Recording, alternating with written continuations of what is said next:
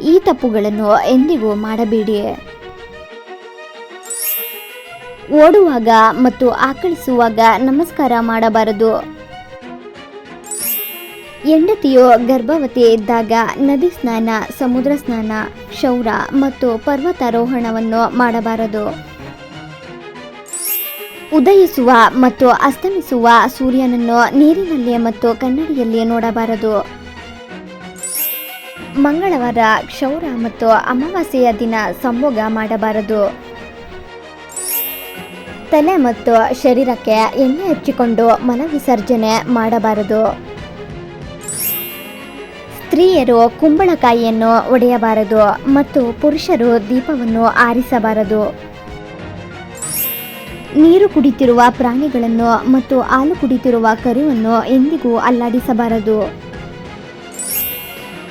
ತನ್ನ ನೆರಳನ್ನು ತಾನೇ ನೀರಿನಲ್ಲಿ ನೋಡಿಕೊಳ್ಳುವುದು ಮತ್ತು ರಾತ್ರಿಯ ಸಮಯದಲ್ಲಿ ಮರದ ಎಲೆಯನ್ನು ಕೀಳುವುದು. ರಾತ್ರಿಯ ಹೊತ್ತು ಬಾವಿಯಲ್ಲಿ ನೀರು ಸೇದುವುದು ಇವುಗಳನ್ನು ಮಾಡಬಾರದು. ನಿಮ್ಮ ಆಪ್ತರಿಗೆ ಶೇರ್ ಮಾಡಿ.